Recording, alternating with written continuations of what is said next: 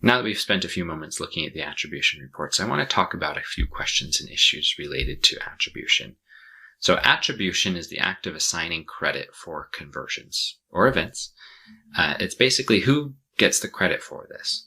An example of this could be, let's say we're running an email campaign, a Facebook ad campaign, and a Google ad campaign.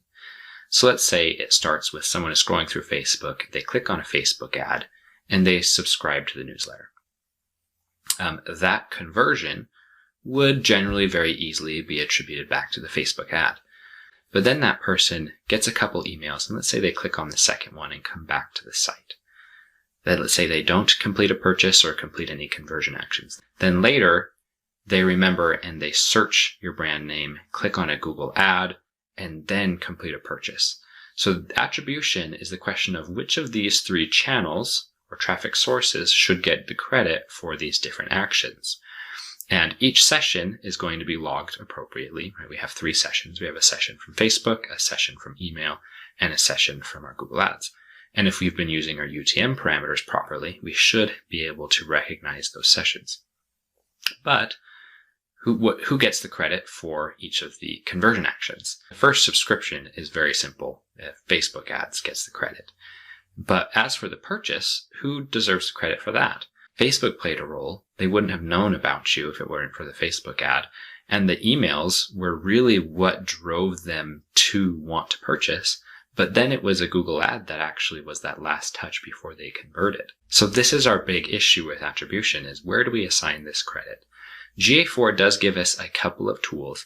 The main thing I want you to pay attention to is pay attention to your user versus session attribution, because users are going to have different attribution from the sessions, especially in cases like this multi-touch scenario that we have discussed. The Google Analytics help page about attribution and attribution modeling is extremely helpful, and I recommend that you simply read it after this lecture. If you have more questions about attribution, there are more reports that can be found underneath the advertising reports section. Okay, so we'll start in the acquisition reports, and let's go look at our first user report. Here I want to look at our conversions. And so right now we can see in the first user report, we have 27,308 total conversions coming from organic search. Now let's compare this 27,000 to the traffic acquisition, which is a session-based dimension. So if we come down here, organic search is also at the top. But if we come over, you'll see that it's now 28,000. It's not super far off, but it's off enough, right? About 3% or so in difference between the traffic acquisition and the first user, these two different dimensions. And so just pay attention to these two. Again, I know I've said it a handful of times already, but the first user versus traffic or session-based dimensions are going to be different. Now, if you are wondering, well, what's going on? You can get some more answers in this advertising report.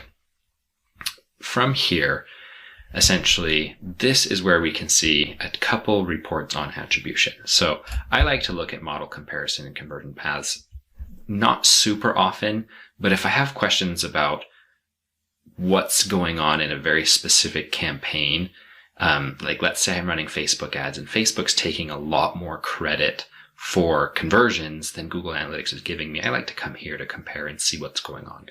So here we can see this is a difference in attribution models. And again, I recommend you spend some time with the attribution help page for Google Analytics. But here we can see a couple different attribution models and see the different metrics based on these models. And so right now we're looking at our default channel grouping. We have our organic search. And this cross-channel last click model is giving 29,000 credit here. And it's giving, actually, these are actually quite close. You can see the data-driven gives us decimals because it will assign credit across different sources. And we can change which one we want. So here, let's try first click. So in this case, they're not too different.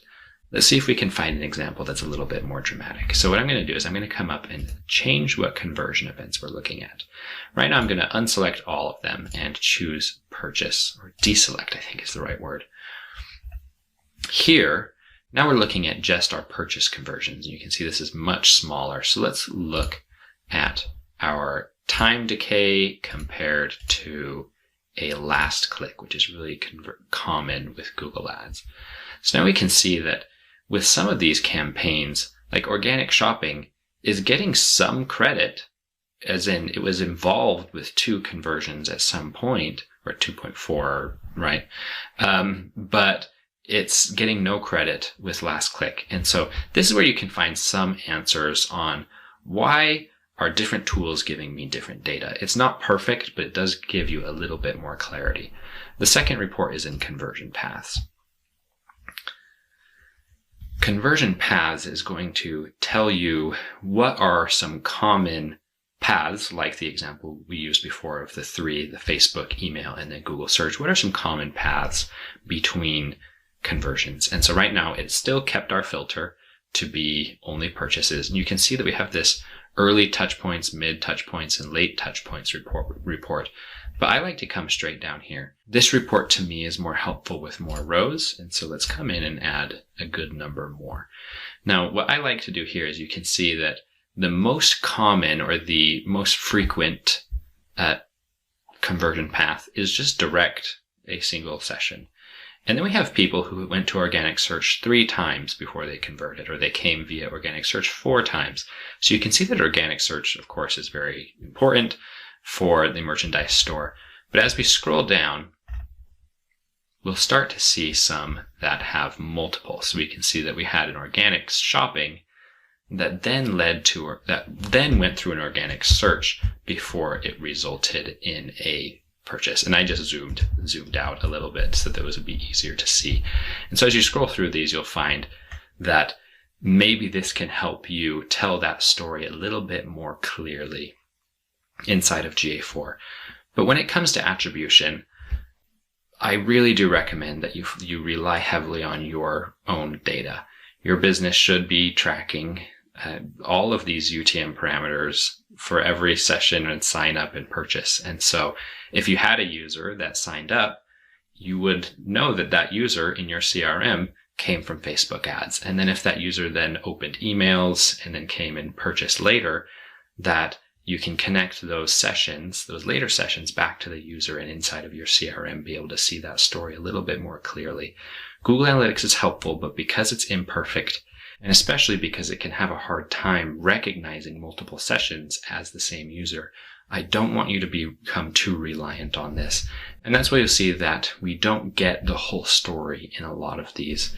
I think that if we could see a perfect story, they would be a lot more complex with multiple steps, and there would be more that look a little bit like this or even longer. And so again, the main thing here is that when it comes to attribution, to focus on your own data. Don't rely 100% on GA4, but do note that we do have these tools to help you.